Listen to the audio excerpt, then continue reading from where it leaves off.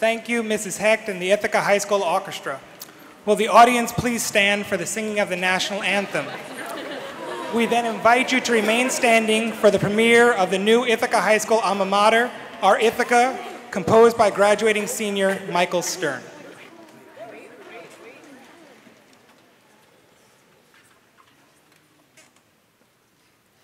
Oh, say, can you see by the dawn's early light what so proudly we held at the twilight's last gleaming, whose broad stripes and bright stars through the perilous fight o'er the ramparts we watched were so gallantly streaming, and the rockets' red glare, the bombs bursting in air, gave proof through the night that our flag was still there.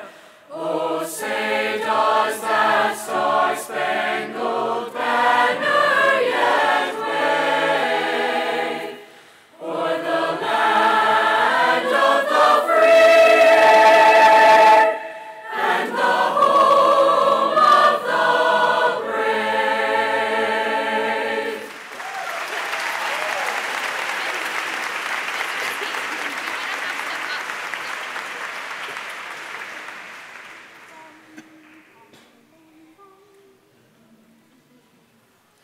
For beneath the pathways of Cornell and the college high up on South Hill, there lies a school in Ithaca where the youngest minds are filled with inspiring words and knowledge, innovation, creativity.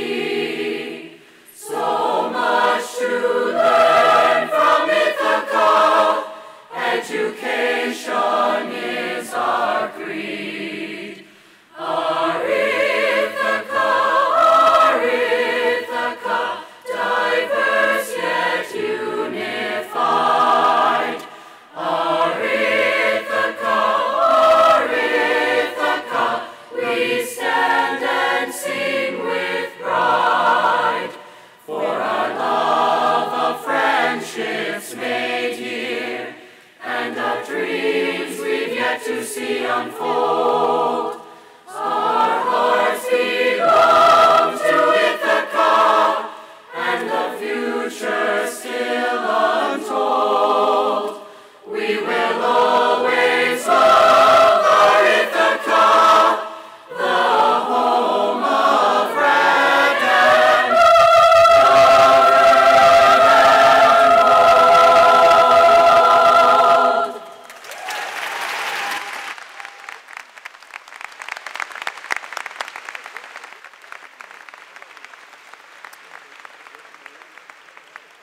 Thank you, Ms. Zarisky and our Ithaca High School Choir. Welcome to our 139th Ithaca High School Commencement. Thank you to our members of the Board of Education, to members of the Ithaca High School administrative team, and to faculty and staff for being here. Graduates and families, what an honor it is to be here with all of you this evening. You made it. You have much to be proud of, and I congratulate you on this tremendous achievement. Savor this evening. Enjoy it to its fullest. You deserve it. Your days at Ithaca High School have been extraordinary, and you have marked your time here as a class with hope, curiosity, intellect, and kindness. You forged a bond, an unspoken understanding to care for one another, to support one another, and to share your journey through high school. And so tonight, we celebrate with great pride your success and your achievements. Your accomplishments are the reflections and dreams and sacrifices and support of so many people in your family, your lives, your friends, your teachers. Before we go any further, let's take a moment with this special group of people who helped you reach this milestone. Graduates, please stand now and turn to your friends and family and applaud them for what they've done to bring you here this evening.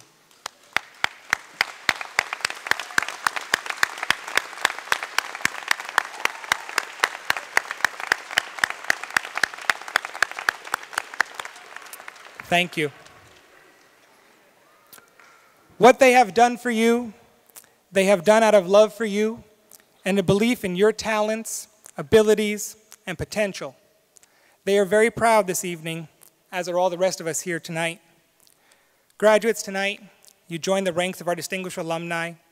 You become part of our collective history, and you begin or commence another phase on your journey through life. The last 4 years have been one of great growth and promise, and tonight your classmates, school staff, and school board members wish to share with you some thoughts and reflections on your journey and future pursuits. So at this time, I invite Osaba Erwele, Senior Class Vice President, to the podium.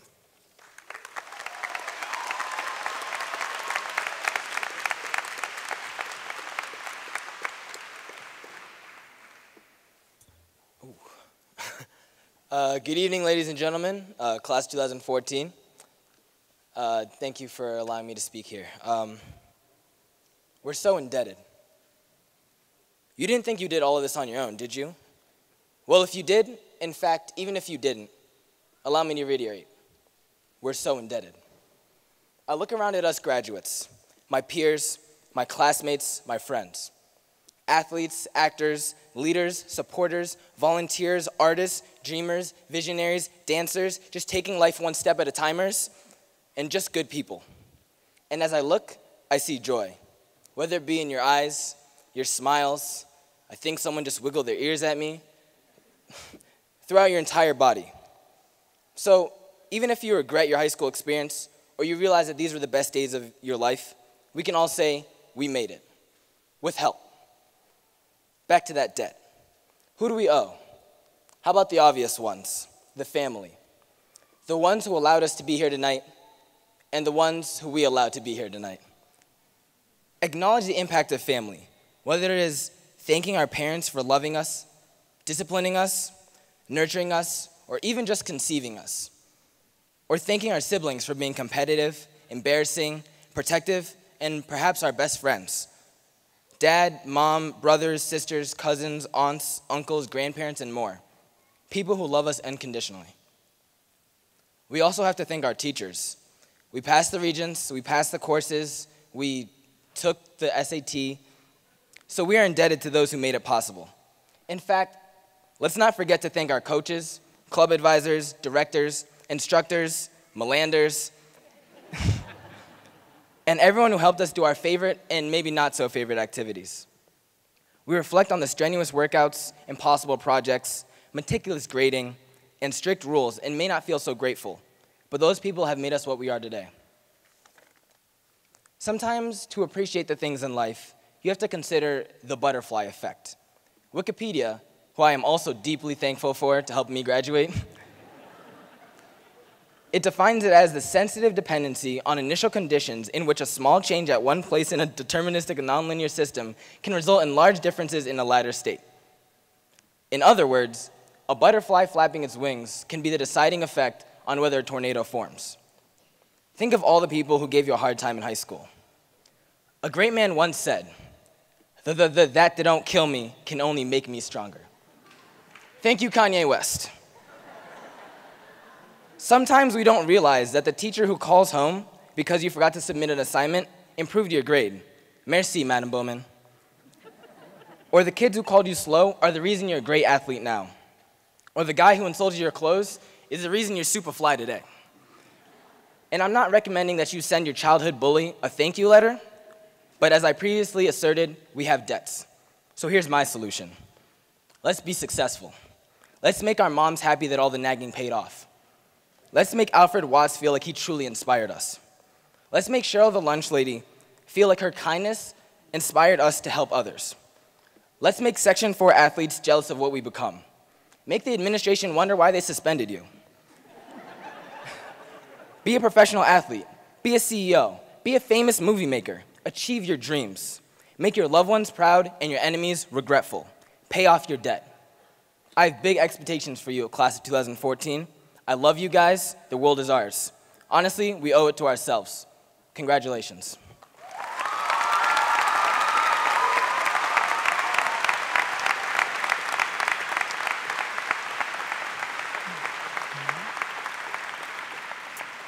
Thank you, Asaba. Now speaking for the Ithaca High School class of 2014 will be Kapono Liu, Senior Class President.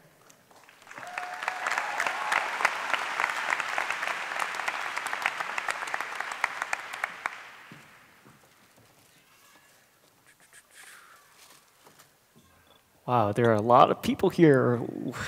All right. I hold the reputation of being very long-winded with all of my written assignments, and I thought, why stop now? All right. This is part 1 of my speech. After completing my 13 years of formal education, I have a profound insight. Education is like a bag of marbles. With each class you take one marble out of the bag. And once you lose all your marbles and have no class, you graduate. just kidding. This is my real speech. This will be recycled, by the way, okay? So, all right. First off, I would like to express my gratitude and appreciation to my loving family. I would also like to thank all of the parents, IHS teachers and staff members, Mr. Powers, Ms. Jocelyn Lutter, Ms. Katie Carrick, and Mr. Carl Melander, wherever you are, for educating and directing the class of 2014 towards its goals. Thank you to all my fellow senior class officers, John, Vanessa, Audrey, Osaba, and all the previous cabinet members for teaching me how to become a leader. Most importantly, I would like to thank the entire class of 2014 for permitting me to learn from my mistakes and to try again and again and again. Today we graduate from high school, a long-awaited milestone, and I am suddenly reminded of a story about perseverance. The story is The Crow and the Pitcher from Aesop's Fables. This is how it goes. Dying from thirst, a weakened crow came across a pitcher of water. As the crow perched its legs and put its beak into the mouth of the pitcher to drink some water, it noticed that it couldn't stick its beak far enough down the pitcher to drink the little amount of water that was left. Trying to stave off death, the crow continued to stick its beak down the pitcher of water, but its efforts were to no avail. On the verge of death, the crow took a pebble and dropped it into the pitcher. It took another pebble and dropped it again into the pitcher, then another pebble, and then another pebble. At last, the countless number of pebbles had raised the water level so that the crow could reach down into that pitcher and drink some water. With continuous effort, the crow had saved its own life and survived. All right, I think that this story has an important reminder for all of us. With 4G internet, the Twitter sphere, Facebook, social media, and we get what we want when we want it instantaneously. But as far as achieving lifetime goals and milestones, we are still stuck with dial-up internet and the Pony Express. Okay. We did not suddenly awaken from our naps in kindergarten one day to find ourselves here. Well, maybe for some of us it was a quick nap in economics, but I digress. The point is, we are graduating today because of each pebble. Every Friday spelling quiz in elementary school, book report in middle school, and final exam in high school. Each assignment, each little pebble, throughout these 18 years might not have seemed significant at the time. But over time, each academic and personal achievement, and yes, even disappointment, has contributed to who we are today. And today, we celebrate a milestone in our lives.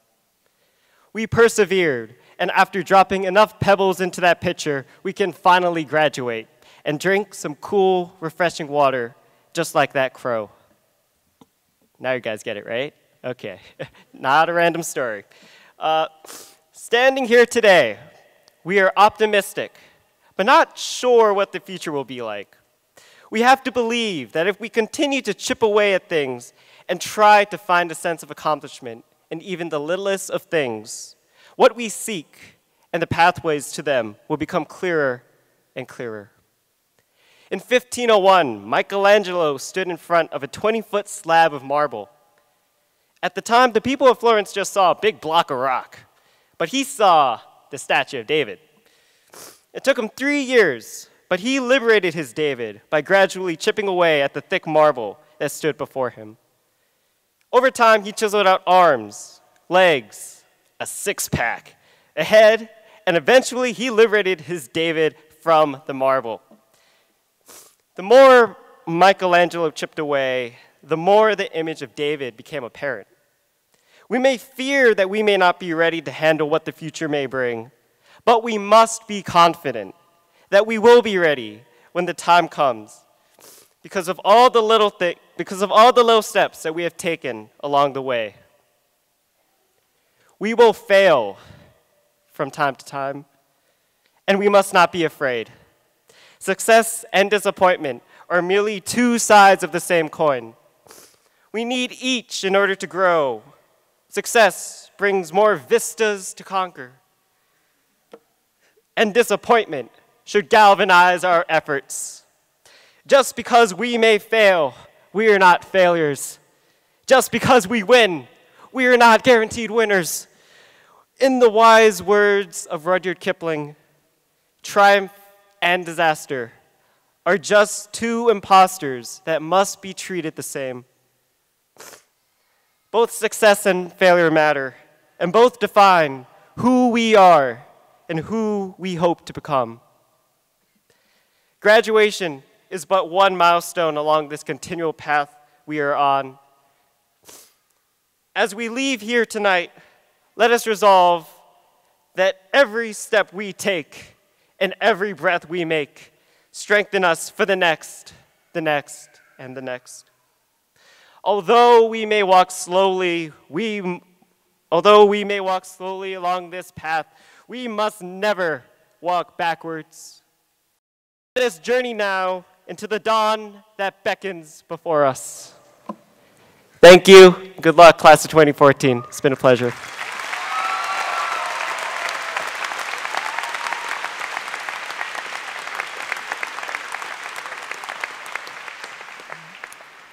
Thank you, Capono. And now to present our keynote speaker is Senior Class Secretary Vanessa Anderson.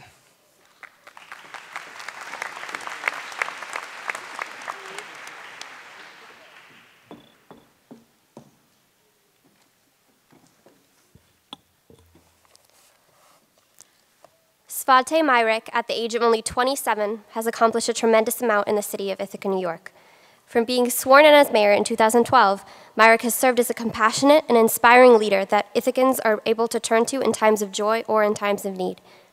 Myrick ties the community together by sustaining open communication and an understanding of the needs of the people.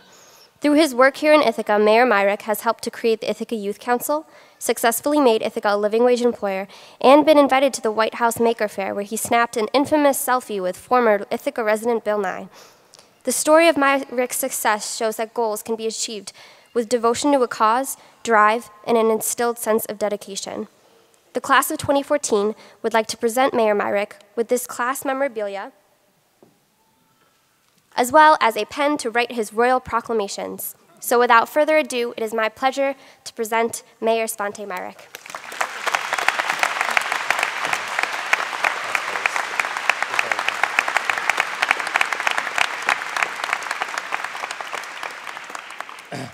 Thank you very much. I'll make good use of that pen. I want to thank you for the invitation. Class of 2014, you're far too generous. I want to thank you, too, for accepting my one condition for speaking with you here today, and that is 300 flowers. I need 300 flowers on stage before I can talk. You know this. But I'm glad we could come to some sort of arrangement. It's such a thrill for me to be here. I don't know how many of you know this, but I grew up in a village called Earlville, New York. Earlville, New York. And a village had 800 people in it. The day I graduated from high school, I came here to Ithaca. The same day, I graduated at noon. I was in Ithaca at 3 p.m., where I started summer college at Cornell. And that day was 9 years ago yesterday. 9 years ago yesterday. So I'm in a sort of a wistful mood today. You caught me at a good time. I remember, too, when I called and told my brother, my older brother, Now, I know all of you look up to me. Not, yes, nod, okay. I will tow all of your cars. Nod when I say nod. Nod, thank you, okay. I know all of you look up to me, but believe it or not, I was not always this cool. I was not. I had 2 older brothers. One was 6'4", the other was 6'5". I tell people I'm 6 foot, I'm actually 5'11", let's not go there, right? But my junior year in high school, I was only 5'4". I wore glasses, I had asthma. I still have asthma, but I use the past tense, makes me seem cooler. Right? I use an inhaler. My brothers still hold, between the 2 of them, every meaningful athletic record in my school. Football, basketball, track, you name it. Right? And I hold the record for most books read while pretending to watch your brother's basketball achievements. That was my record. So, but we're all the same family. So when I got into Cornell, I was extremely excited. This was the school of my dreams. It was beautiful. It was big. I couldn't wait to come here, so I called my older brother, and because he's my brother, and because he loved me, he was not impressed. And he said, okay, Poindexter, good job at getting Cornell. He said, but, you know, don't think I'm impressed. I mean, until you're standing in the middle of an athletic center with 1,000 people cheering just for you, you haven't done anything. So I have my, yes, thank you. If I could, you got me? Okay. So I brought my camera, and if you could do me a favor, Dr. Brown's going to give me an assist. If we could all wave to my brother here for a second.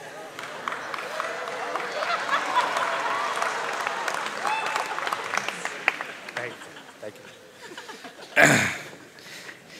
Eat that, tough guy. It'll be okay.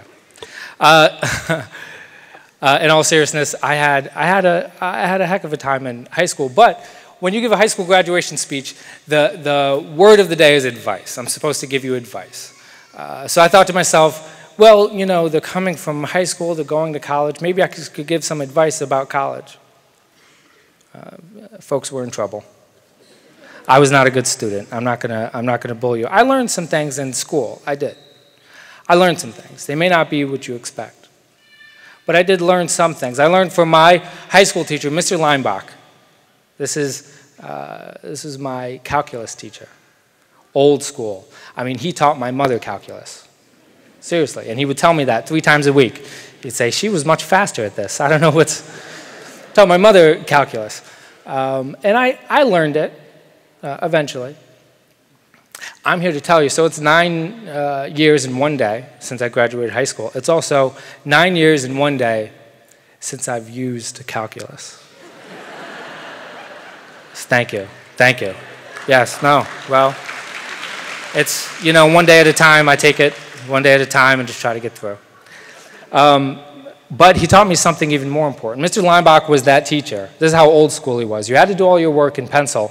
And if he could tell that you had erased anything at all on the paper, even if you got the answer correct, and even if your work was correct, he would take points off.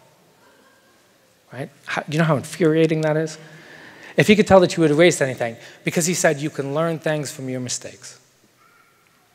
The Lord knows that's been the truth.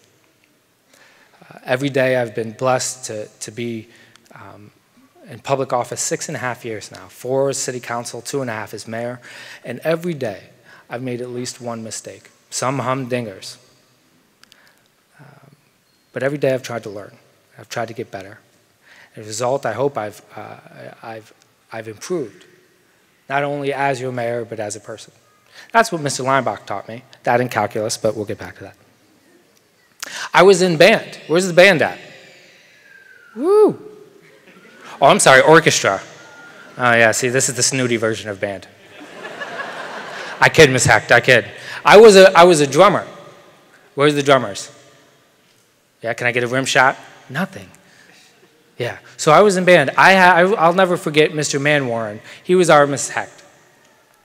He was my first instructor. When I became a drummer, I had a lot of energy. I had a lot of ambition. So at our very first song, I came in and I played as hard as I could, as loud as I could. And as soon as the song was over, I said, Mr. Manmore, how did I play? He said, yeah, well, you played loud. I said, loud is good, yeah? He said, sometimes. Sometimes loud is good. And sometimes you want to stand out. He said, but do this for me. Play half as loud as you did. And sure enough, we played it through. It all sounded better. That was the first time I realized that sometimes by blending into a team, by playing down your own talents, you can make even more beautiful music. That's what I learned from Mr. Manmore. I learned from Coach Rodriguez, an ex-Marine and current lunatic, my soccer coach. He was my soccer coach and my civics teacher. He taught me he would make us run wind sprints for 2 hours in August, the dead of the heat, back and forth, back and forth. He'd be out there leading us, beating us in every sprint, back and forth. Mr. Rodriguez taught me that I do not like soccer. And I'm not going to play it anymore. That's what I learned from him. A valuable lesson in itself. The ability to recognize what you do well and what you don't. How you want to spend your time and how you don't. And that's actually the point I'd like to linger on here for a moment if I could. Something I learned not in school, but in the moments to come after. Now, Dr. Brown was gracious enough to take a picture of us, and I want you all to tag yourselves later. I'm going to post that on the Facebook, okay? So tag yourselves? Good. Well, you guys not on Facebook anymore? What are we on now? Instagram? Is that the deal? Okay, I'll post it on Instagram. I've noticed a strange thing happening lately. Have you noticed some of your parents, your caregivers, the media talking about your generation? Have you ever heard anybody call it the selfie generation? They're concerned, yeah, concerned that we're too self-absorbed, self-obsessed, concerned that you think only of yourselves. Well, I'm going to tell you, I know you better than that. I know that that's not the case. And I know that's not what those selfies are all about. But they're about something equally troubling. I know that so often those pictures, those selfies. How many of you have ever done something for the picture? You raise the hands. How many of you have ever done something, gone to a party, jumped into a pool maybe? Right? Yeah. Done something for the picture so that you could show your friends, so that you could post it online. How many of you have ever done something for the status update? Not even on social media. How many of you have ever done something not because you wanted to do it, because you wanted to be able to brag about it? I tell you that, thank you for your honesty, sir. It's one of you. No, I'm kidding. I tell you that I've watched my peers succumb to this pressure, this desire to live not just for yourself, but to live for the impression that you can leave in other people. And I'll tell you that that way leads nothing but disappointment. In a lot of cases, heartbreak. We mentioned earlier that I'd gone to the White House. The first time I went to the White House, I had actually passed my first budget. Now, when I took office, we had a $3 million budget deficit. We had no idea how we were going to close it.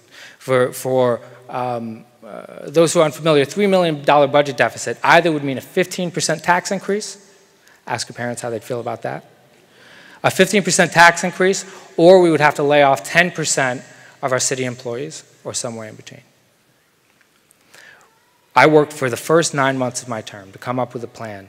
It took long days and nights. We merged departments, we streamlined our services, we offered a retirement incentive to ease folks into retirement. We refinanced our debt. We went outside and raised money. We were able to close that $3 million budget deficit without any layoffs and with the lowest tax increase at just 2%, the lowest tax increase in 13 years. And your parent, yes, well, thank you. 9 months I worked on that. We closed the deal before the first time I went to the White House. I posted it on Facebook, that whole thing. 9 months, $3 million, refinanced debt, brought in outside money, retirement incentive. Posted that whole thing on Facebook, 12 likes. 12 likes. Not kidding.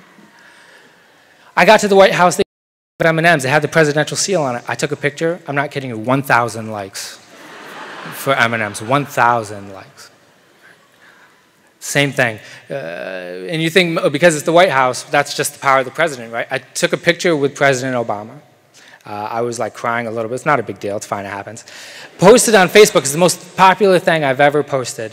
1,500 likes. I meet Bill Nye the Science Guy, blew it out of the water, twice as many likes, right? Bill Nye the Science Guy, twice as important as the president, right?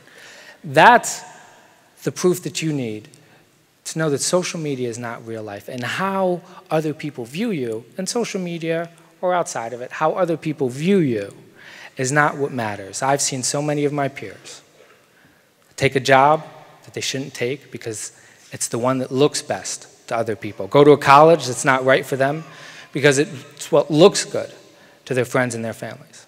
I've seen people go to grad schools that they shouldn't, take jobs that they don't like, work careers for years in which they're unsatisfied. I've even seen people marry folks that they know are not the partner for them, but someone who looks good to the outside. If I could encourage you to do anything, it's particularly after the week we've had. I know many of you know that last Friday we lost an Ithacan in the most tragic of circumstances. When a tractor trailer lost control of its brakes and slammed into Simeon's restaurant. Amanda Bush was only 27 years old.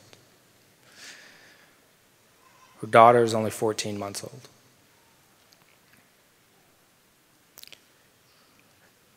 Days this painful and nights this long should remind all of us that we have no time to waste appearing to be happy. We have no time to waste living a life that looks good to other people. We need every day to live lives that feel good for us, because when these painful days hit, when these long nights land, the things that help me sleep are not the package of M&Ms or the pictures with Bill Nye. It's the good work I've done that the folks will never see. That's what helps me sleep at night. The people I know who are happiest are not the people who are seeking new adventures just so that they can Instagram them. If I could leave you with any message, if I could encourage you to do anything, it's to live lives that feel good, live lives worth being proud of, not because of how they look on the outside, but because of how they feel on the inside. Don't live lives worth liking. Live lives worth loving. Congratulations. Good luck. And God bless you.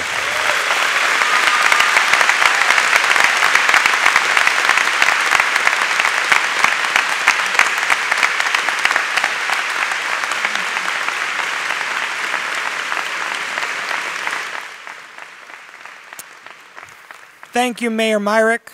And now the Ithaca High School Choir will perform the choir selection, Your Heart Goes With Me.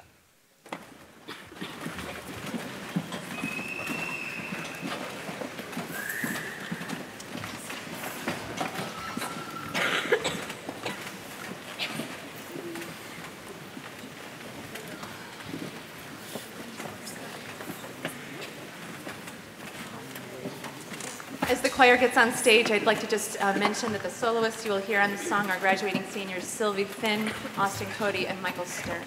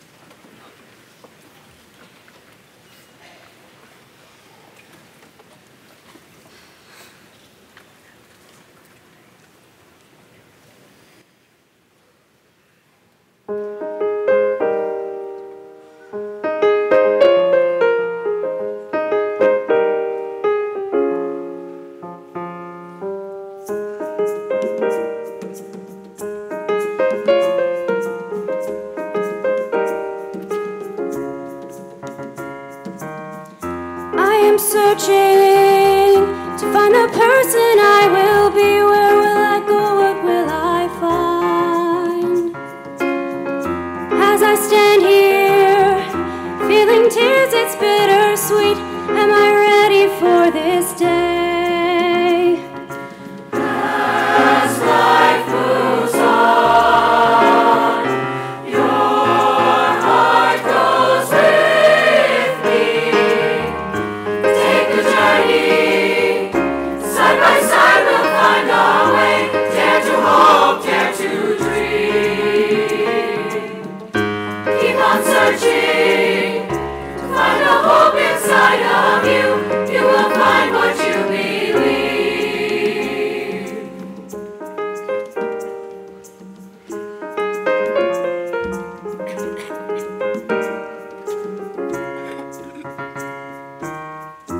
I am climbing, step by step I'm on my way to make a difference in my world. There is freedom that is growing in my heart as I learn to believe.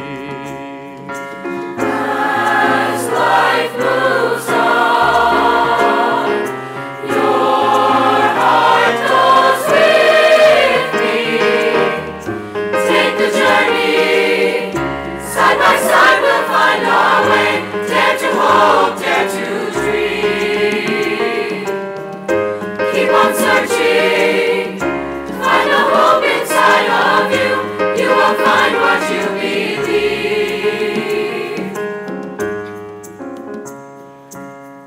Hey-oh, hey, hey-oh, hey, hey-oh, hey, your heart goes with me. Hey-oh, hey, hey-oh, hey, hey-oh, hey, your heart goes with me. Hey-oh, hey, hey-oh, hey, hey-oh, hey, your heart goes with me. Hey-oh, hey,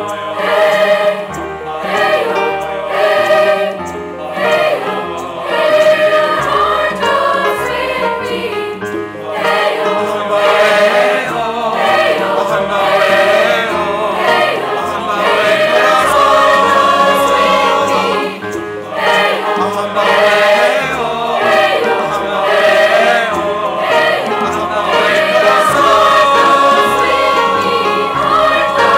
Hey-oh,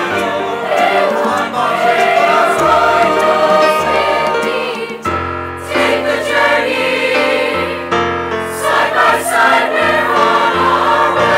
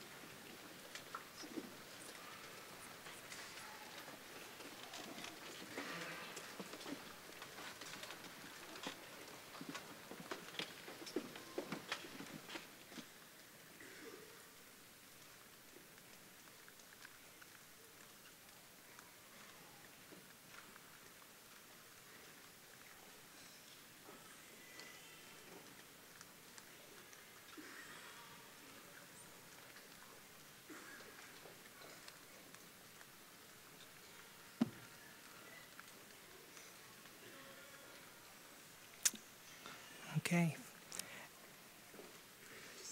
And now will the graduating class of 2014 please stand?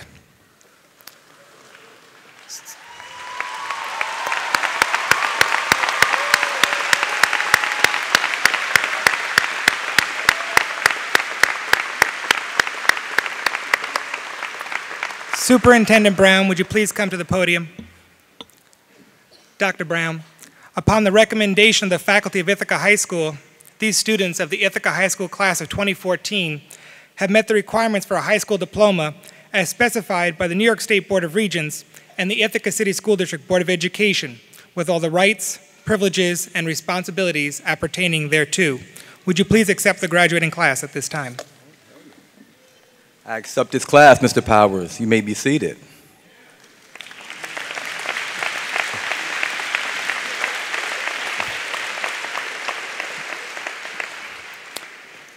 Class of 2014. Like you, I've been dreaming about this day for a few years. For me, 4, to be exact, almost 4. You see, a few weeks after accepting the job, and you, as ninth graders in this wonderful community, accepted me and welcomed me into your family, I remember being interviewed by a reporter. And the reporter asked me a question, one of the few questions that really just had me stumped. He asked, Dr. Brown, in 4 years, what will success look like in Ithaca, in the schools? I had just interviewed, so I should have had a good answer with numbers and data and all that. So I quickly thought about the freshman class, and I had just met many of you. I quickly went to graduation rates and numbers, and I thought about a bold one. At that time, I thought 85%, because that would be so much higher than what we've ever had before, and now I know that wasn't high enough. I thought about a lot of bold numbers to represent success. And after pausing, I remember thinking, of the young people I met, I can't put a ceiling on their successes. I have no idea. So I remember responding to that question. It's probably out there somewhere on the internet. I remember responding with a very stupid answer from my perspective. Success in 4 years will look like me still being here. And Mr. Powers will remember, shortly after me being here, I asked him to be the principal. I remember saying to him, and you remember this, Mr. Powers, if we don't do this well, and this is a Southern term, they're going to run us out of here. Because I knew the community's expectations for you. I knew your expectations for yourselves. And we couldn't put a number on that. But I knew if we didn't do right by you, we wouldn't be here today. So I stand here today. I have no advice for you. I've been giving you advice for 4 years. Pounds, daps, tweets, you name it, for 4 years. I have no advice for you today. On my heart, and I've written this speech 20 times in 4 years. On my heart, after hearing the mayor speak, I have no advice. I just have a thank you. Class of 2014, I want to thank you for welcoming me, the Southern gentleman with no superintendency experience 4 years ago. I want to thank you for inspiring my babies when they come to your games or your events, and you find the time to walk up to them and give them a dap or a wink. And now they want to be like you. I want to thank you for inspiring me when I'm in Wegmans trying not to be noticed. And I run into one of you at working doing your few hours a week off, and you know who you are, and you say something nice. When I see you in the aisle in Wegmans, and you're being a model for how one should be in Wegmans, and please know we need models for how one should act in Wegmans. I want to thank you for inspiring me every time I have an opportunity to be in your classrooms, and you're collaborating, you're problem solving, you're grappling, you're thinking, you're pushing one another, you're frustrated and emotional about the work. You have represented what it is to be engaged in 2014. I want to thank you for helping me navigate a very difficult, challenging budget process and season. Some of the most thoughtful conversations and questions occurred in the quad when I walked over to your groups talking, and you know who you are. You gave me things to think about that I hadn't thought about, in a very civil way, I may add. Class of 2014, I want to thank you for achieving unprecedented levels of success across the board. You have left a legacy at the Ithaca High School because you're doing it every day. You see, I stand before you today, I have no advice. I just have a lot of joy and emotions in my heart because I'm excited about the future of our community, the future of this nation, the future of the world, because you're in it. As a proud father of two, afraid every day of the world that they're going to be going into, I feel much joy and a level of peace because I'm going to have an opportunity to learn and grow and admire you for the rest of my life. Congratulations, 2014.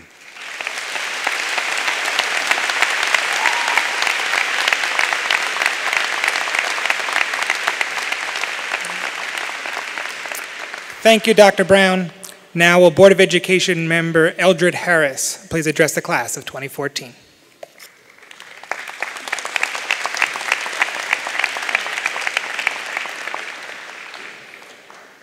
Good evening, everyone. First, I'd like to give some thanks of appreciation to Dr. Brown, our superintendent, to our fellow board members who sit behind me, to our executive staff, to our building level principals, to our teaching staff, custodial staff, our extracurricular staff, including sports. And as you just heard, this is what we can do when we come together collectively across diverse thoughts and spectrums and ethnicities.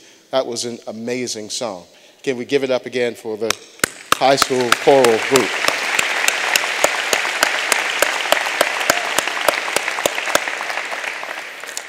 So this evening, before you guys launch the next part of your lives, I'd like to talk to you about two things. One is humanity, and the second is your future. And first, I owe this class a particular debt. But you're not just a bunch of random students to me. I have such intimate and interesting relationships with so many of you, I feel like I actually own this class, right? So here's the thanks. I harbor a fantasy as an old guy, and several people behind me on the board might be able to relate to this. I used to have a fantasy that if I could just go back to high school, right? Go back to high school.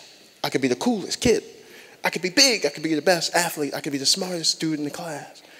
So I thank you because you have made it clear that if I were in high school with you all now, I would not be the smartest. I certainly would not be the strongest, and I wouldn't be the tallest. I'm astounded by how many of you I'm looking up to whenever I visit the high school, which is quite often. So I'm going to embarrass a few of you and just call you out, and thank you for being a special part of my experience this year and your senior year.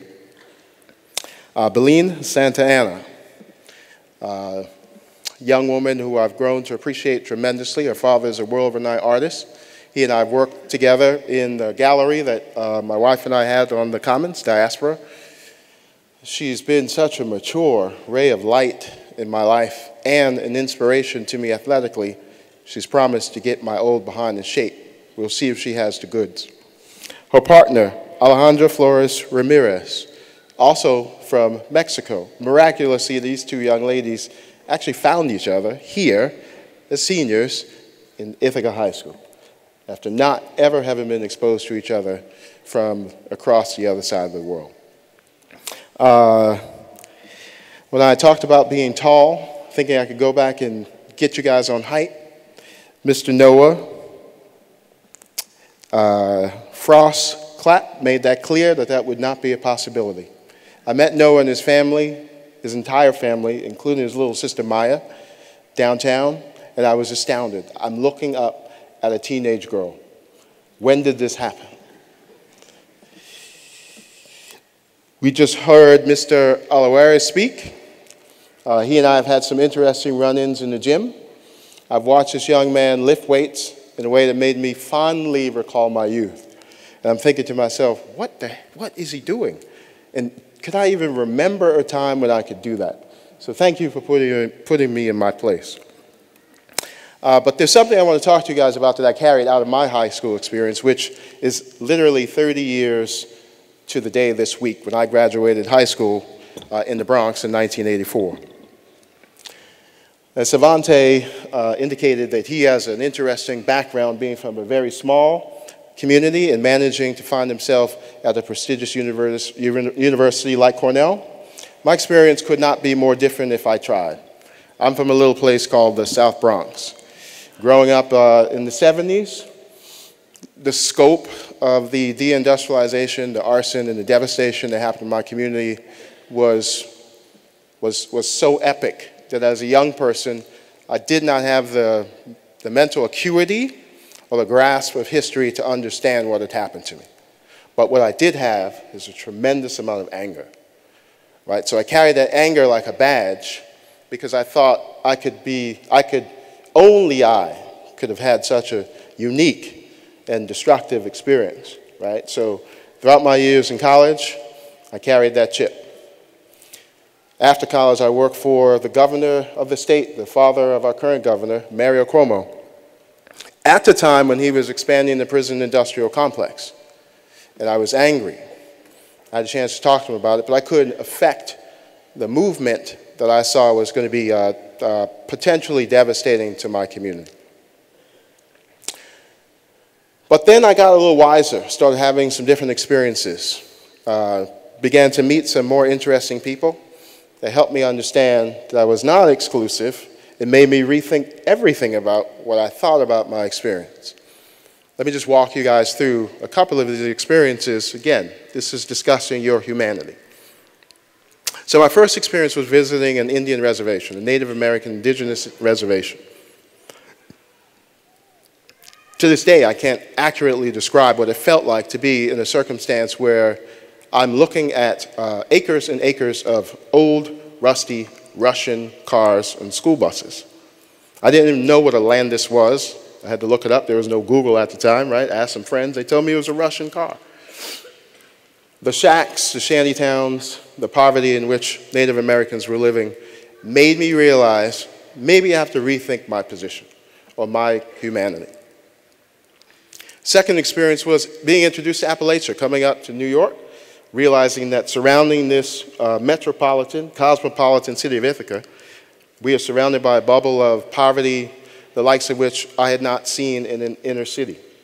I wasn't prepared to meet people in the United States of America who were still using restrooms outside, some who actually had dirt floors, and for those of you old enough, you know what it's like to see a car sitting on blocks and a house on wheels. My wife and I then began to start traveling internationally, and my experience in Africa made me again rethink my humanity. Seeing people who did not have electricity, who did not have roads, who did not have a public education system, who did not have access to clean water and to fresh food the way you and I take for granted. Now I'm going to give a shout out to all my African children in the audience, from Ethiopia to Nigeria, right, to Ghana. You know that there are some parts of the continent that are developed. There are some parts that are basically where America was roughly 150 years ago. So that experience did what? Made me rethink my humanity. Once I started doing that, all sorts of doors opened. And then I could actually access the intellect and the education, go back and figure out how some of these circumstances came to be. You know what I discovered? I discovered that America is a country of huge stories. And because you guys go to an excellent high school, you may have been introduced to the scope of some of the stories that we carry with us. Unfortunately, too many times in this country, we teach you very small stories. We have a revolution. We have an amazing constitution that some people say is one of the best written documents in the history of man. We have the legacy of slavery. We have a civil war that claimed somewhere between 700 and 850,000 young lives in the middle of the 19th century. We have Reconstruction, where we tried to actually bind our country back together. We have women's suffrage issues. We have a world war, World War I, which killed roughly 20 million people. We have a civil rights movement. We have another war, which claims the lives of 70 million people, which we participated in, and in the course of that war, dropped 2 atomic bombs, which changed history. We have industrialization of our cities. We have deindustrialization of our cities. We have the growth of the suburbs. the growth of the prison industrial complex. We have a complex relationship with K through 12 education. You don't experience that because you're in an excellent school district, but how many children who are your age, who could be you, are experiencing just the opposite in terms of educational experience? So using my growing heart, I then began to use my growing mind and explore these various situations. So I realized that I wasn't just an angry, marginalized black person. I was a survivor of a type. And realizing that I was a survivor allowed me to begin to explore my heart more and connect with other survivors. Some of you right in this audience, amazingly enough because of your diversity, have experienced personal issues. You're personal survivors. Some of you have experienced community circumstances, of which one I'm talking about, the implosion of an entire city where hundreds of thousands of people are displaced. Some of you have experienced some things that I can only, I phrase them as cosmic. Cosmic implosions of your community. If you've grown up in a refugee camp, thousands of miles away on the other side of the world, you know of which I speak. Right? So I want to spare you the 20-year journey it took me to realize that I was not simply just an angry black man from an inner city, right? That I was a survivor of a type who had the responsibility to understand what had happened to me and then share that with other people. And now, within the last 4 or 5 years, I've gotten comfortable with saying a phrase that was uncomfortable for me to say maybe 2 decades ago. Now I'm simply human. And it's okay to be human. Behind me, we have a collection of board members who are rural, who are urban. We have PhDs, we have professors, we have attorneys, we have entrepreneurs, we have teachers who are dealing with the issues of inner city or black and trying to educate black and Latino working class white children in the 60s. Right? Our executive board is comprised of, again, white males, black females. We have people from the South, we have people from the North, and what have we done collectively together? We're beginning to change the educational experience in Ithaca. Your experience over the last 4 years, you've seen what it's become, and hopefully you can understand and you can share with others how much better your experience was as a senior than it might have been as a freshman. Right? So I stand before you as a human, and I grant you the power to not just be an identity, to not just be a gender, to not just be a sexuality, to not just be a race, to not just be a class, to not just be a country of origin, to not just be a geography, to not just be an athlete. Be human. Embrace your humanity. Now, with that humanity, what's your obligation to your future? I'm sure there are many of you sitting there wondering what your future holds. You are not obligated as you leave here today to actually have it figured out. Right? And if nobody's told you that, now you can breathe a huge sigh of relief. It's okay.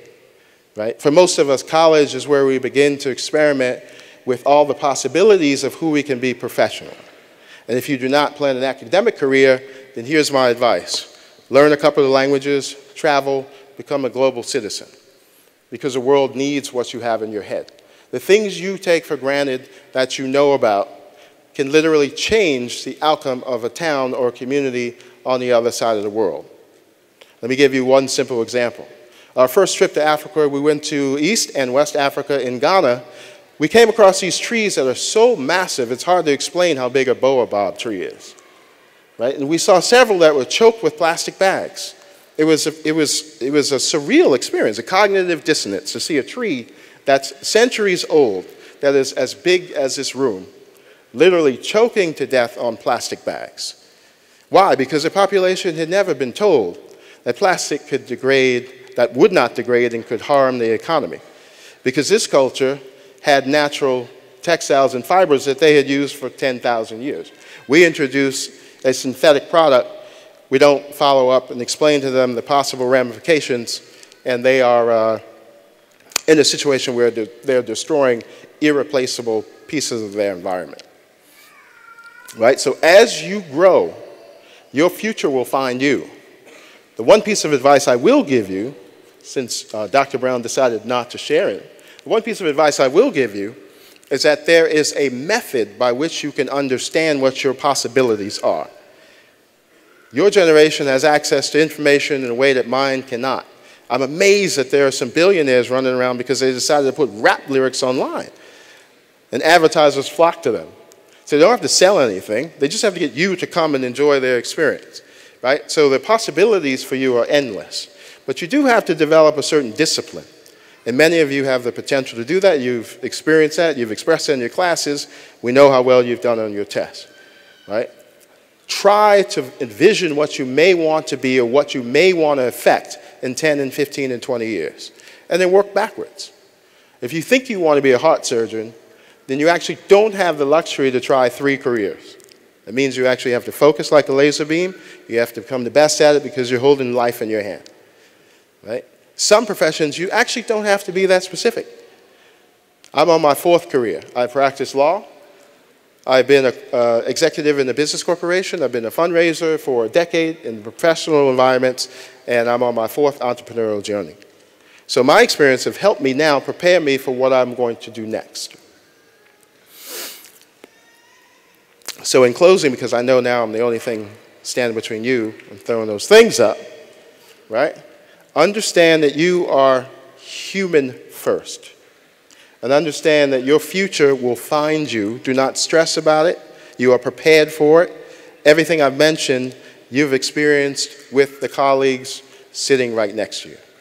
So again, I want you guys to give yourselves a huge round of applause.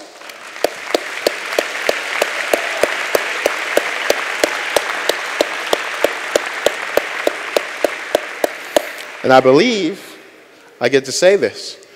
Congratulations, class of 2014.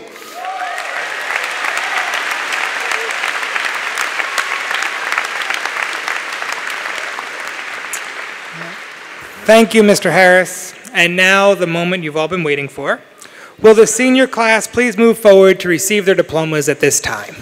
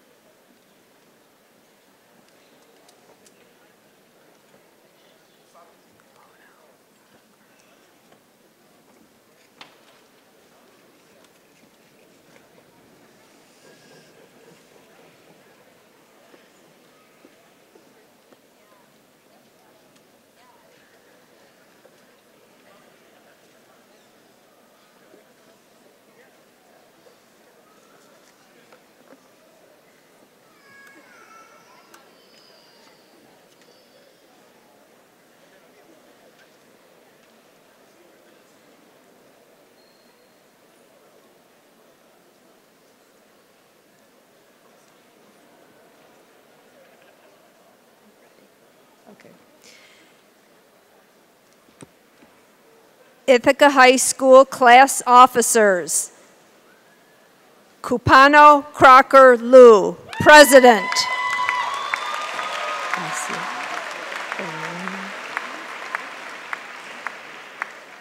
Asioba Bolarin Ayerwile, Vice President.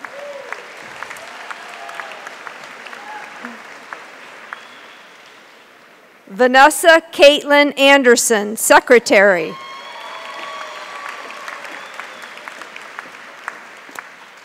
John Douglas Whitehead, Treasurer. Audrey Adair Bryce, Event Coordinator.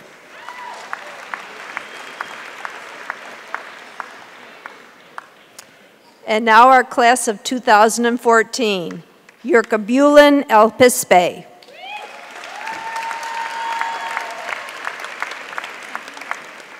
Avon Andemariam.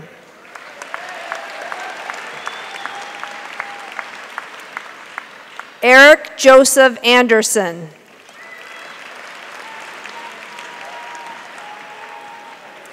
Joshua Richard Anderson.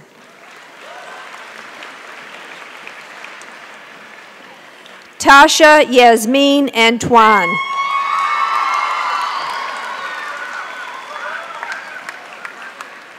Cairo Maria Archer.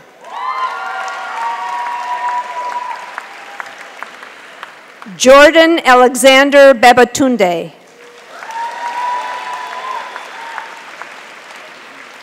Alexander Brian Babiak.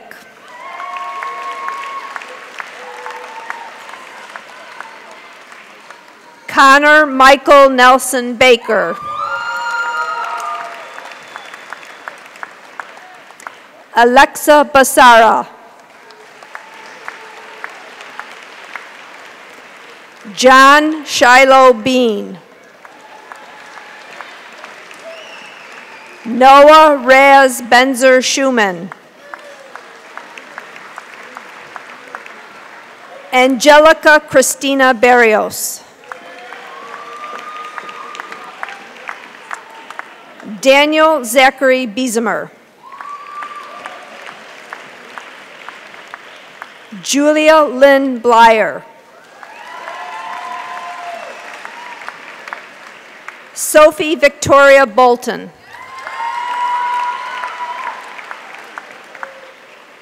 Isabel S.G. Boratov.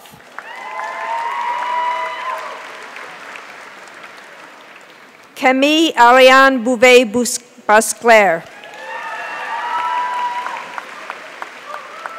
Tatiana Alexandrovna Boft.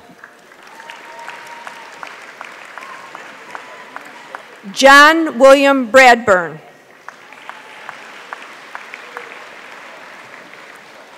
Rena Marie Brand.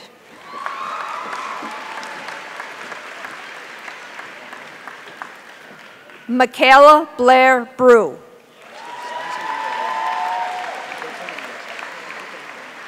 Spencer Reed Brower. Frida Ann Ying Brown.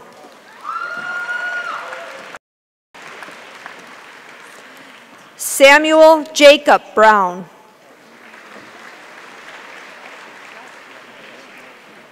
D'Angelo Hassan Ray Bird.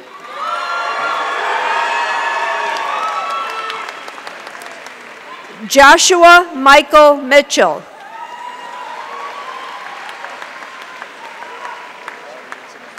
Catherine Ann Carroll.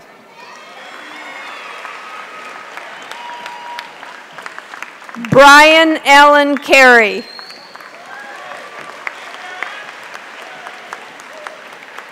Charles Chang.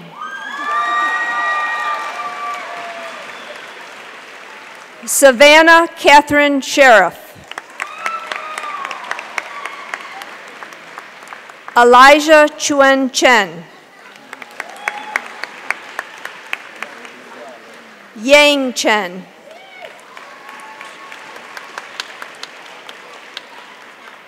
Panasera Chutataranan.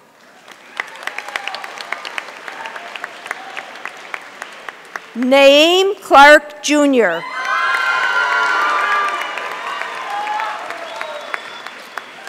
Galen Clay Adams. Nesia Clements.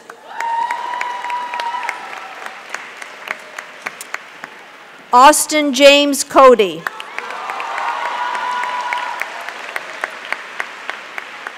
Christina Milroy Constance. Alejandra Michelle Cornell Roberts. Gregory Scott Covert. Brendan Richard Coyle.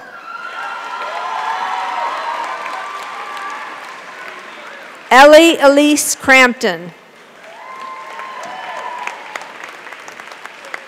Eric Anthony Quadrado. Andrew Conrad Culver.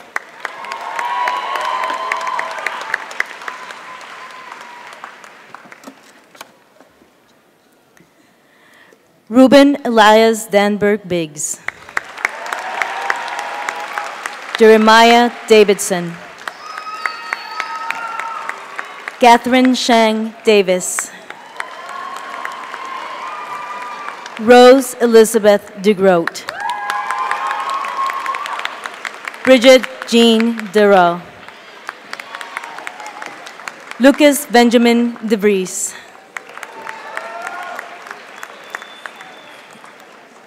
Diana Daham.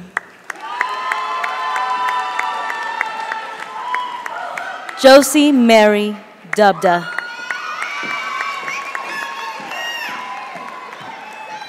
Julie Michelle Driscoll. Sandrine Marie Dubosc. James Thomas Edelstone. Charles Arthur Edwards. Tobias Elser.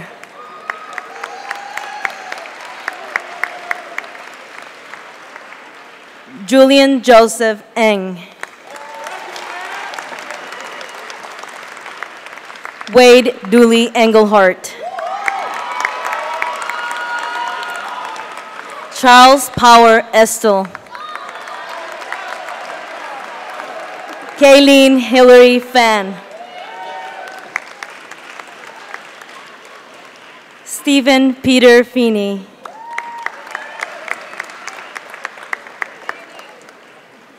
Jaden Marie Fenton.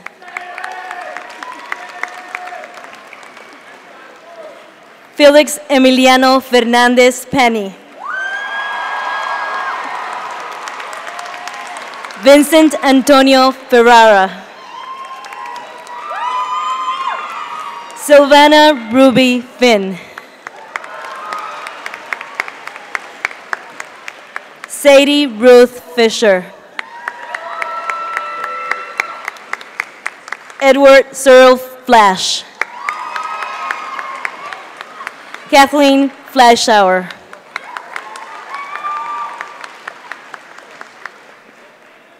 Diana Alejandra Flores Ramirez. Peter Charles Frey. Matthew Richard Frick. Tyler Erwin Frick. Noah Frostclap. Aubrey Gates. Maya Elizabeth George. Julia Barlow Gill.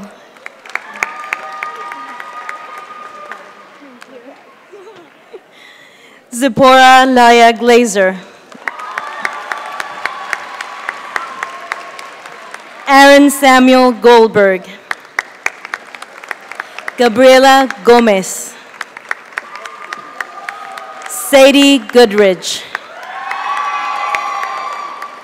Michael David Gould.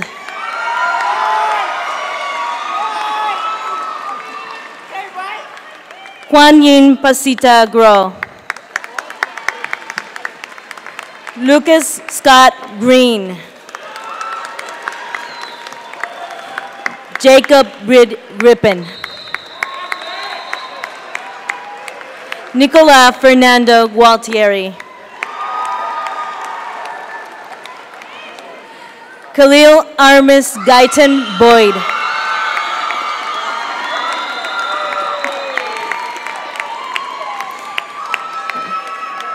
Clifford Jordan Hackworth. Patrick Hall Augustine.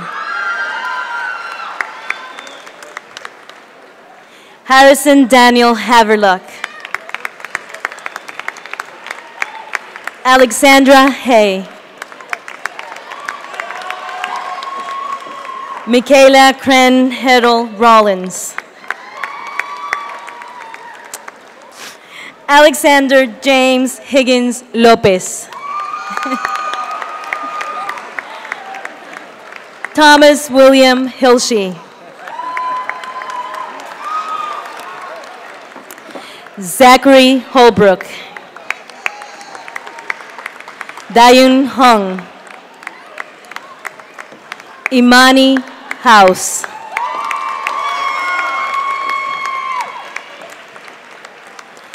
Emmett Houston. Parker James Hubble. Amber Marie Hussein. Brandon Ray Jacinto. Brianna Jackson.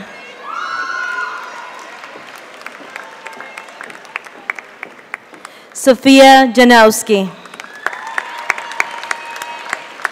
Trevor Jordan. Maya Jones. Aina Ju.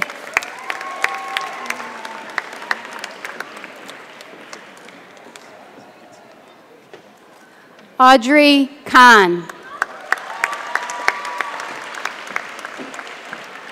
Rachel Rebecca Canis. Brandon Matthew Kasel.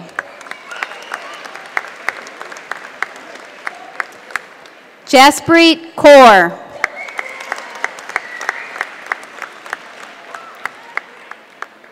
Jesse Key.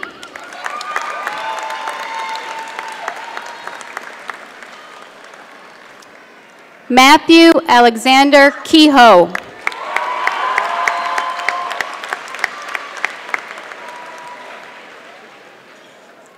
Catherine Marie Kidder.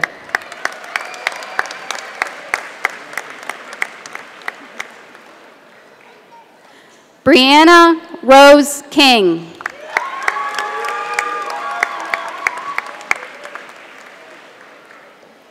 James Wilson King.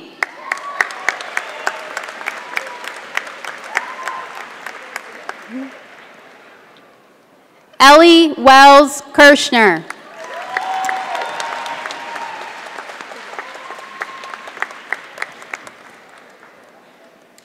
Amanda Catherine Claben.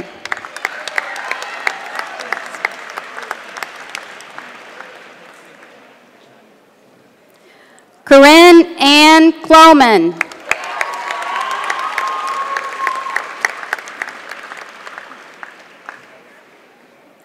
Spencer Randall Kopko.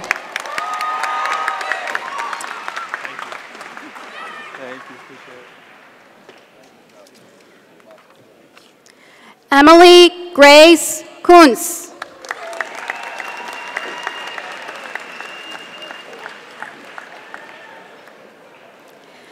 Tracy Jian Yi Lai.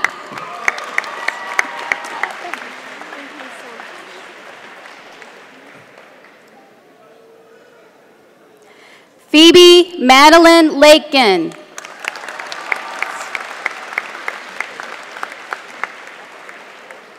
Taylor Mackenzie Larkin.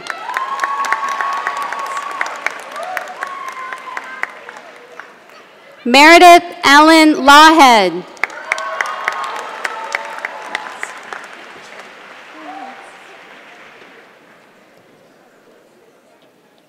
Tan Kim Lay.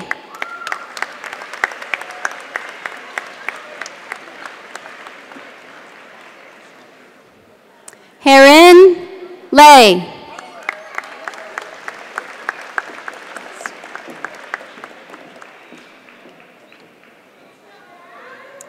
Tenzin Legdup.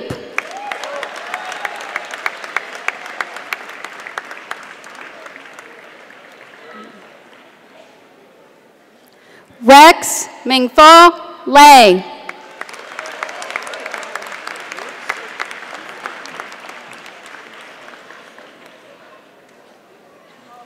Sarah Christine Lennox.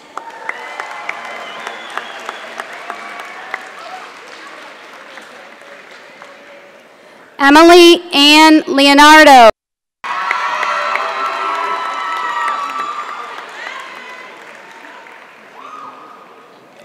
Sydney Hannah Levine.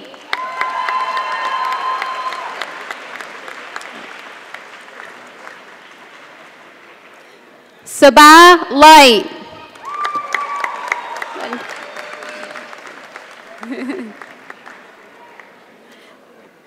Jackie Lynn.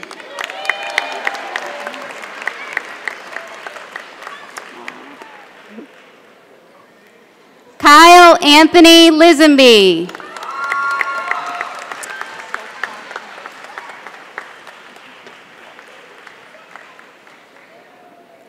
Jensen Tantikan Lowe.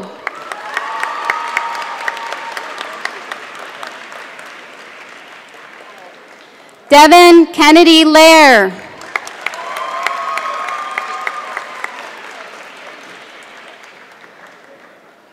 Marlena Roxanne Lombardo.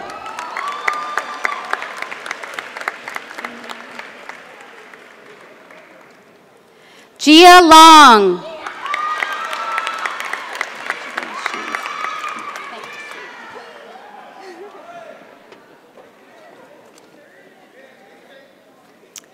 Molly Elizabeth Long.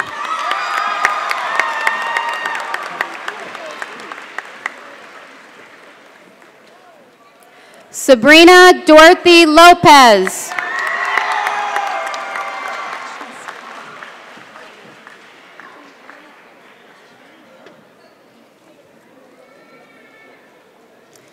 Kyra Faith Lovell. Congratulations.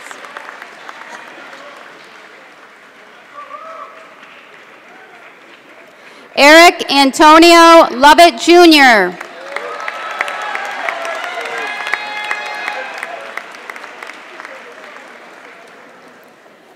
Crystal Joanny Luna Marte.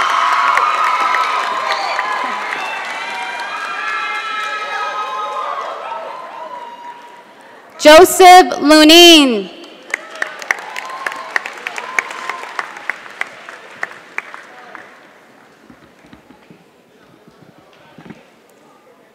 Caitlin Ann McTavish.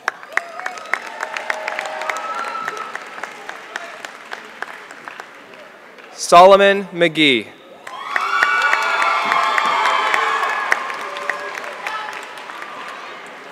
Taylor Bree Mangino.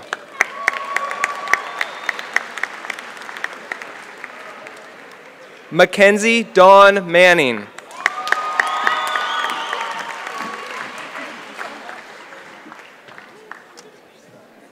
Kyle Christopher Marquardt.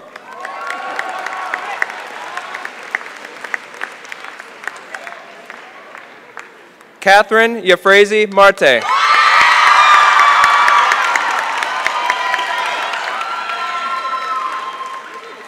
Olivia Catherine Mason.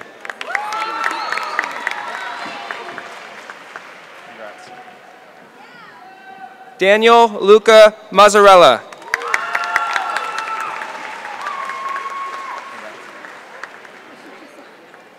Zachary James McAleer.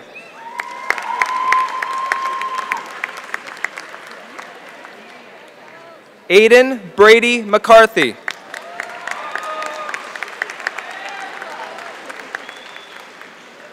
Natalie McCarty.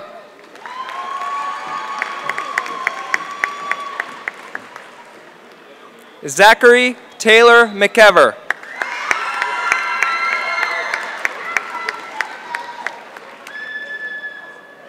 Chunmei Margaret McKernan.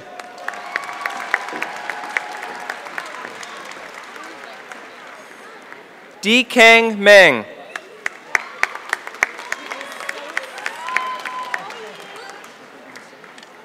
Keegan Warren Miller.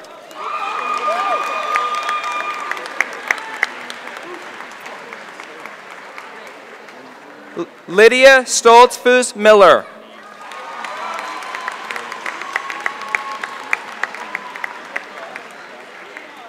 Jordan Taylor Mills Gerace.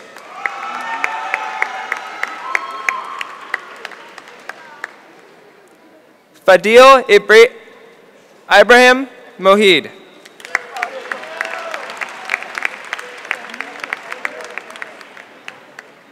Chelsea Alexis Morgan.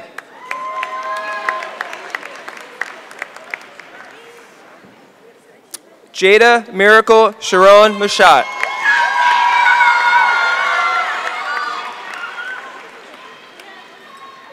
Vanessa Andrea Navarro Rodriguez.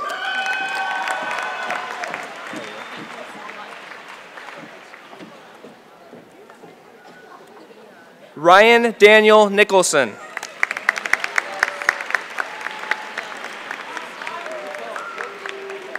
Jameson Charles Nichols.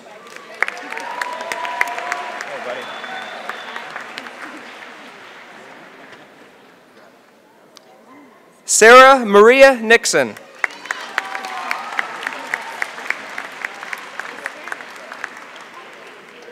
Musa Wone Elliott Natumbla.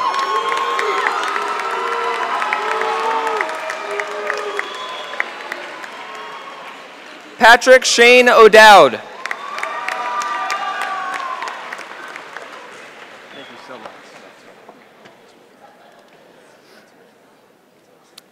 Nathan Scott Patrick Oaks Doan.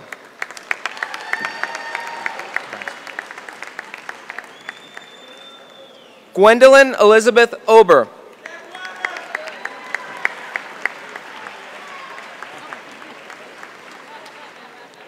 Charles Cole Odell.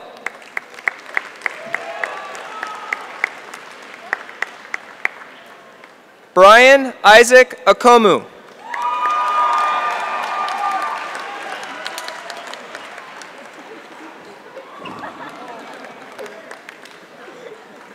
Ihotu Ona.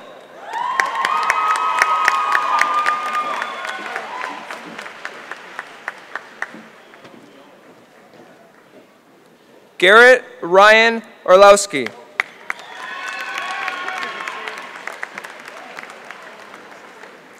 Ira Elias Anastasio Osorio.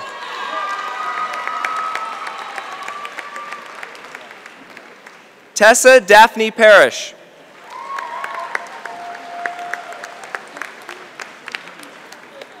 Cameron James Pate.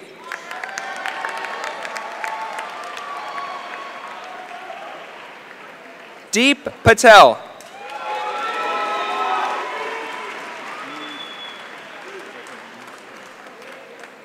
Lu Shri Pa.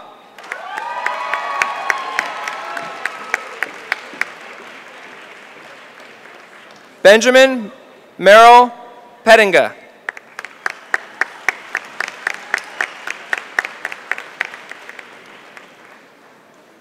Chandler Troy Paff.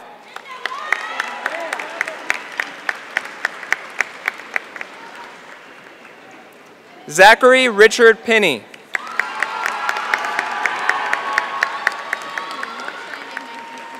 Clay Poe. Bonnie Elise Powell.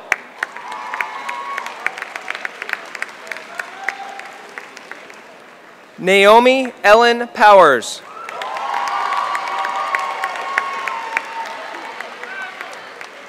Jebediah Allen Proctor.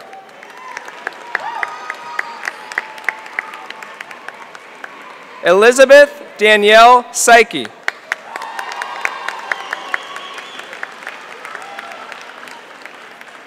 Sasha Jane Rady.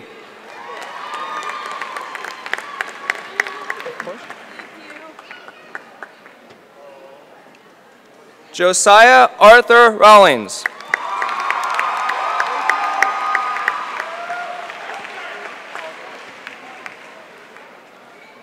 Brooks Matthew Reed. Of course you can. Khalil Shakur Reese.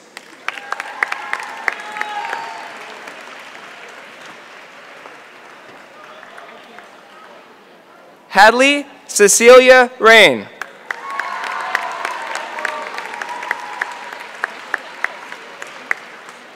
Alex George Reynolds.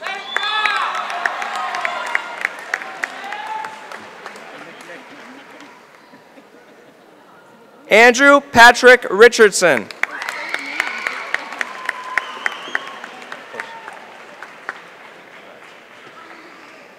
Andrew Daniel Robertson.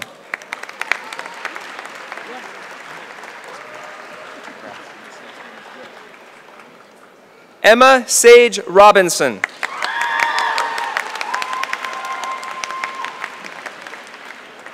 Nathan Johnson Roman.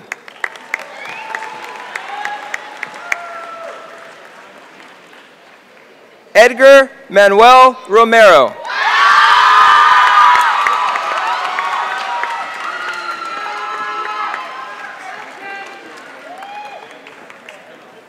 Samuel Salafcost.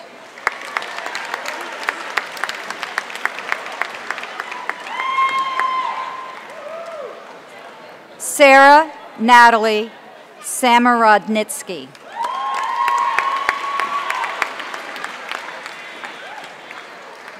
Hector Santa.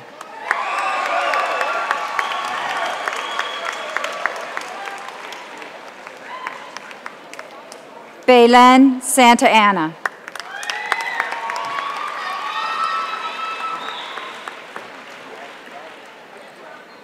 Victoria May Santos.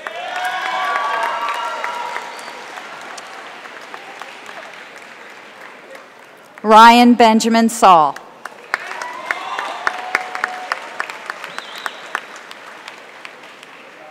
Emily Alexis Scarpula.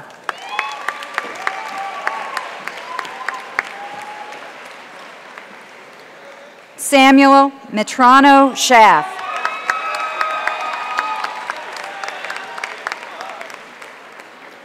Christian Alexander Shupak.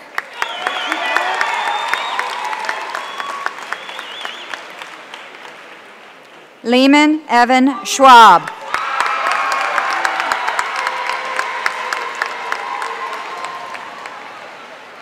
Monde Simone.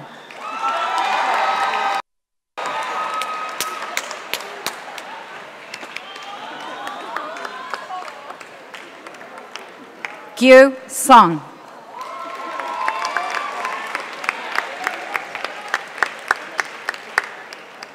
Phoebe Liana Shalloway.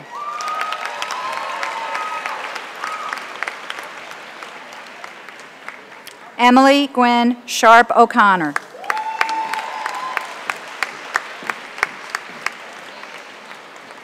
Benjamin Robert Sherman.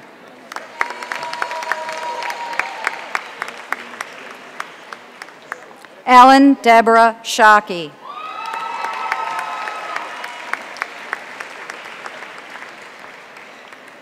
Justice Wheeler Simonetti.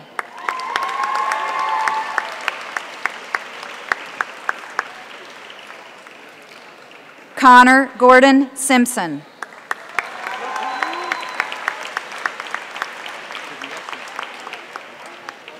J. Christopher Squalski.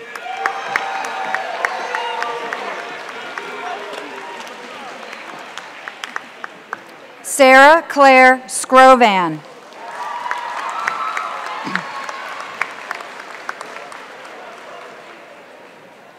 Chloe San Snyder.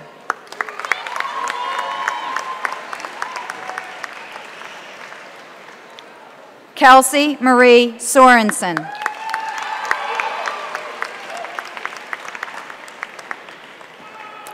Tyler James Spencer Goodrich.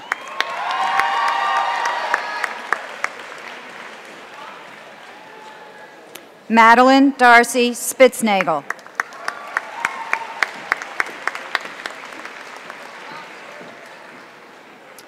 David Francis Stein.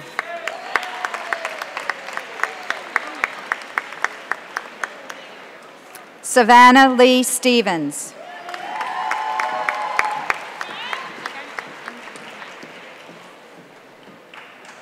Hannah Grace Stern.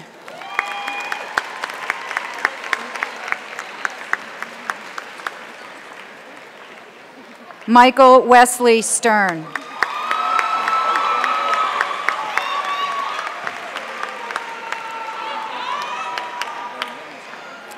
Dominique Stevenson.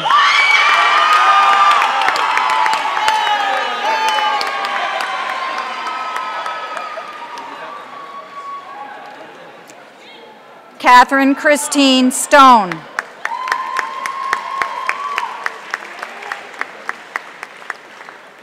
Emily Elizabeth Strayhorn.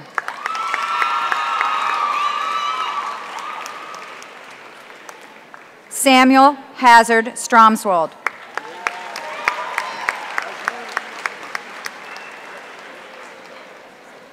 Elena Hanae Studier.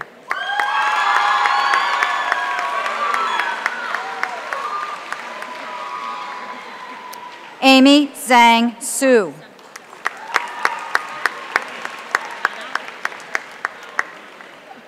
Ben Zhang Su.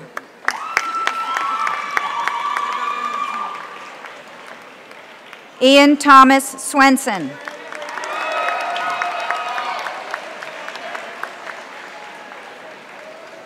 Emily Morgan Spiro.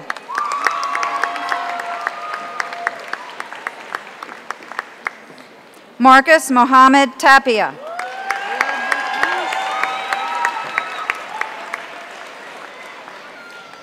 Tushar Thomas.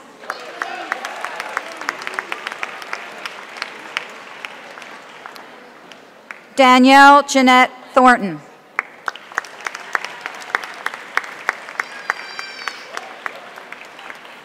Mercedes Mary Catherine Tilton.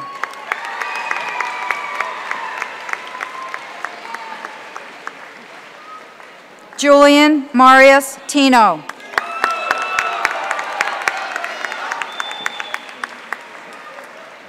Gregory Sands Tripp Baskell.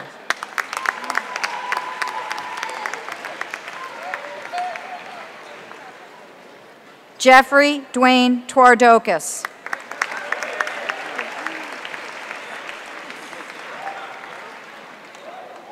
Erica Uchigasaki.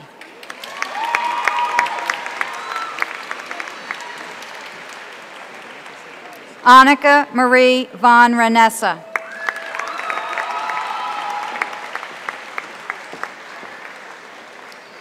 George Ian Van Valen.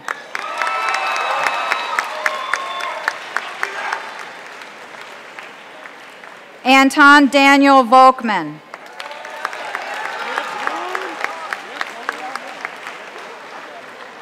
Andrei Volkov.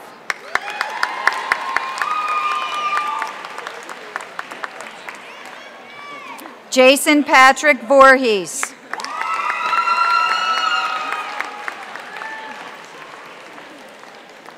Zodi Eric Wagner.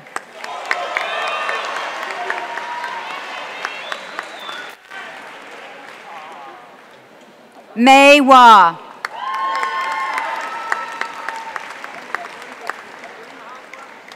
Aaron Wallace.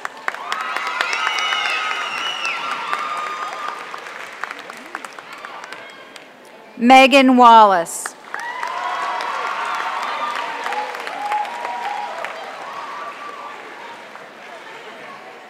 Julia Wang.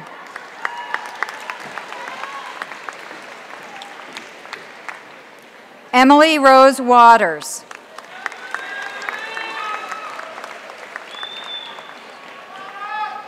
Erica Morgan Weshy.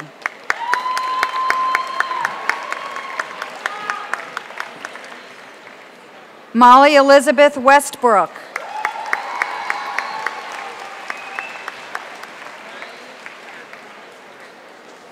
Avery Robert Wisman Woodard.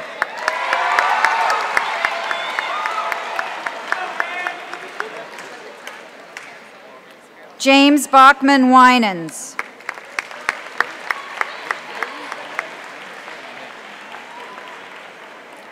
Sung Wan.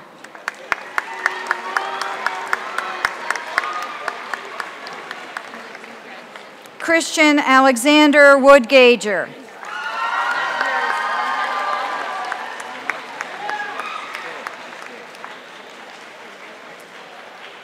Mariah Wright.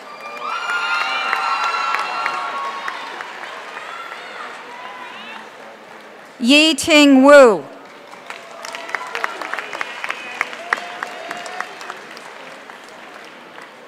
Josie Lee Wiley.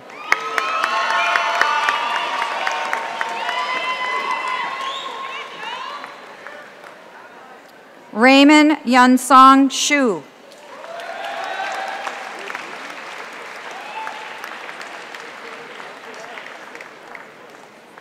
Elias Long Young.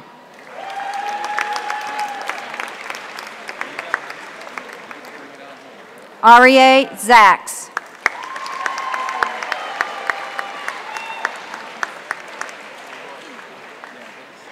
Amy Zhang.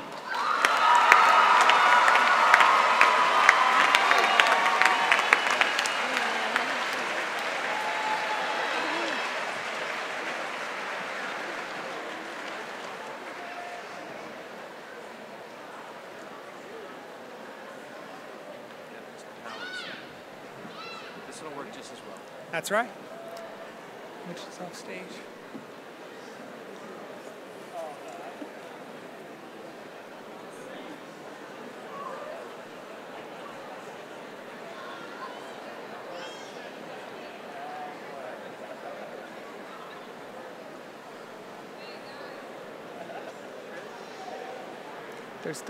They're still going.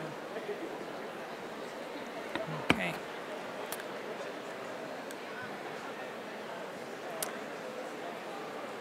Congratulations, graduates. As you leave here tonight, congratulations.